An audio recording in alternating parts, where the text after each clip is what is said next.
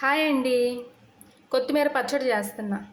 దీన్ని తయారు చేసే విధానం: ముందుగా ఈ కొత్తిమీర కట్ చేసుకుని శుభ్రంగా కడిగిన తర్వాత ఎండబెట్టుకోవాలి 1 గంట పాటు. కొంచెం తడి కూడా ఉండకూడదన్నమాట. ఈ కొత్తిమీరకి ఇదిగోండి చింతపండు వేడి చేసుకోవాలన్నమాట. బాగా హీట్ చేసుకుని ఆ రసాన్ని, ఇత్తనాలు మొత్తం తీసేసి సపరేట్ చేసేసి రసం ఇది వేడైన తర్వాత పక్కన పెట్టేసి ఆరిపోయిన తర్వాత కొత్తిమీర లైట్గా ఫ్రై చేసుకోవాలండి. కొంచెం ఆయిల్ వేసుకోవాలి దీనిలో. మరీ ఫ్రై అవ్వకూడదు, లైట్గా అప్లై కొంచెం పచ్చివాసన పోయేంత వరకు. ఈ విధంగా వచ్చినప్పుడు ఆపుకోండి. ఇదే ప్యాన్లో పోపుకి ఆయిల్ వేసుకోండి. శనగ నూనె వేసుకోవచ్చు, లేదంటే మన ఇష్టం మామూలు ఆయిల్ అయినా వేసుకోవచ్చు. అంటే మనం కొంచెం పట్టుకుంటున్నాం కాబట్టి ఏదైనా పర్లేదు.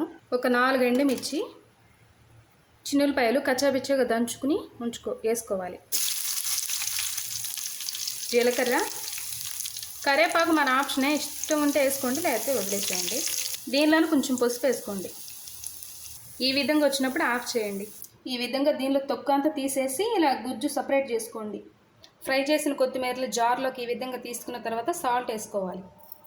ఒక కట్ట తీసుకున్నానండి, కట్టకి ఇది సరిపోతుంది, ఇది గ్లాస్ సరిపోతుంది. మెంతిపిండి కొంచెం, ఆవాల పిండి కొంచెం వేసుకోండి. ఈ చింతపండు గుజ్జుని ఇట్లా వేసుకోండి. ఇదిగోండి, బాగా మెత్తగా అవ్వకూడదు, కొంచెం.